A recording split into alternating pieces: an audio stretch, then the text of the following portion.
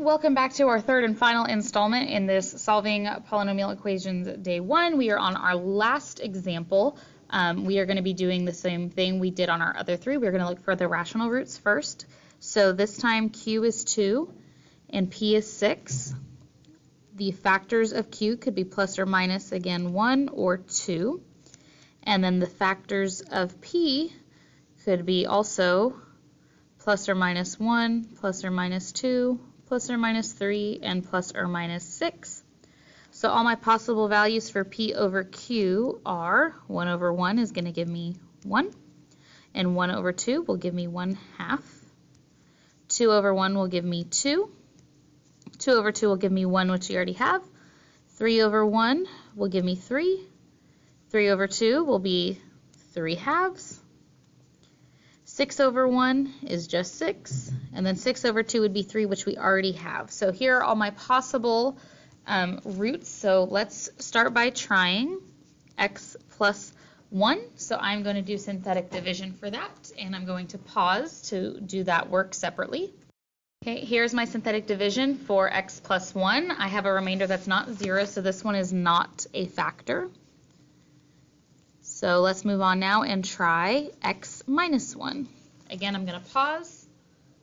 And here's my work for synthetic division for x minus 1. And I did get a remainder of 0, so that one is indeed a factor. And when I factor out x minus 1, what I have left over is 2x cubed plus 4x squared minus 3x minus 6. So now I need to repeat this for my new polynomial, which has the same values for P and Q, which means I have the same possible rational roots. So again, I am going to try now x plus 1. And again, I'm going to pause for that work. Here is my synthetic division for x plus 1. I got a remainder that is not 0, so this is not a factor. So that one is not a factor. So now let's try x minus 1.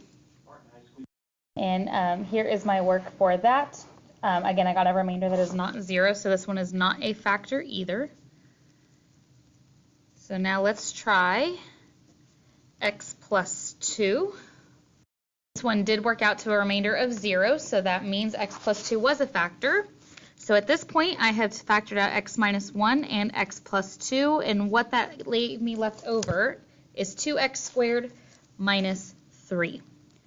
So now I'm at a quadratic, and this is one that cannot be factored, so I'm going to need to solve it some other way.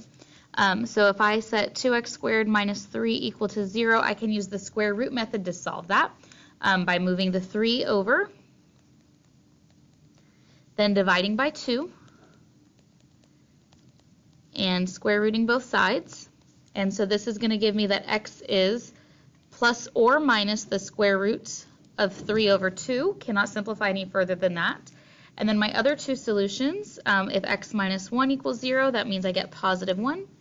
And if x plus 2 equals 0, that means I get negative 2. So there are my four solutions. 1, negative 2, positive square root of 3 over 2, and negative square root of 3 over 2 are my four solutions. I know that I need 4 because this was a polynomial of degree 4. And that concludes our day 1 of solving polynomial equations.